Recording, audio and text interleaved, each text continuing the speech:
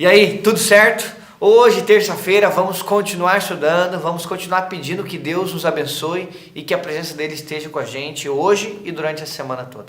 Lembra mais ou menos aquilo que a gente estudou ontem? Estudamos um pouquinho sobre Pedro e como Deus mandou chamar ele para que ele fosse até Cornélio, pregasse, levasse o evangelho. Hoje a gente vai estudar um pouquinho das consequências disso tudo. Lembra que existia um certo preconceito com os gentios.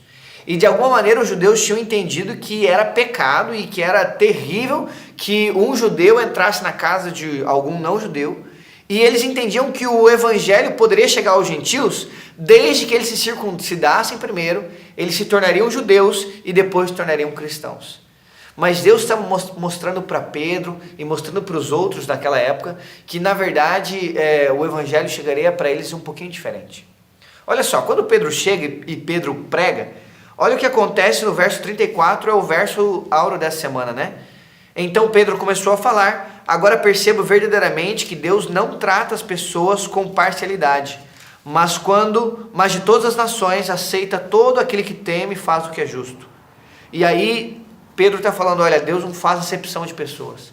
Para Deus não importa se é gentil, se é grego, se é judeu, Deus quer chamar a todos para uma missão, Deus quer salvar a todos. E aí Pedro começa a pregar, e ele continua pregando e continua falando das boas novas da salvação.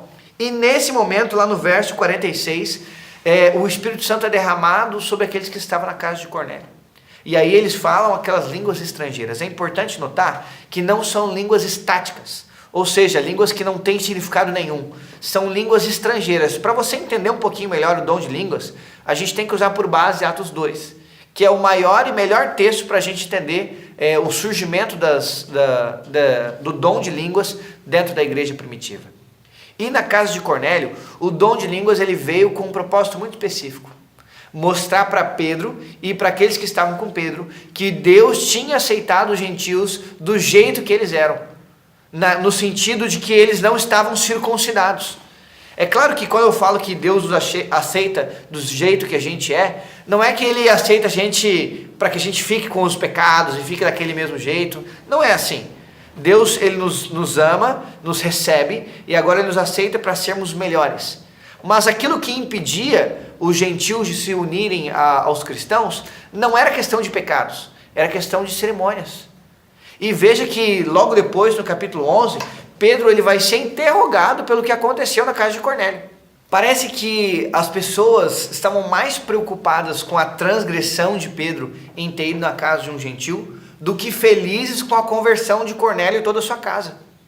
Veja que eles não estavam pensando necessariamente nos pecados de Cornélio ou nas coisas ruins ou que traria opróbrio à igreja, mas eles estavam pensando em cerimônias.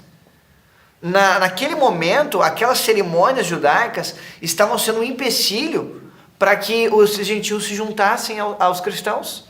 E agora Pedro vem e fala para todo mundo ouvir: olha, Deus os aceitou e o Espírito Santo foi derramado sobre eles. Paulo compartilha as boas novas de que o evangelho estava chegando para todo mundo, inclusive para mim e para você também. O evangelho de Deus ele chega a todos, mas aí que vem a questão: o evangelho ele chega a todos e transforma. Quando ele chega na minha e na sua vida, aquilo que eu era, eu já não sou mais. Eu vou sendo transformado dia a dia. E lembra que eu falei que essa transformação ela é gradual, ela acontece dia a dia. Lá em sábado, no primeiro dia, a gente falou da mudança que Deus efetuou em Pedro.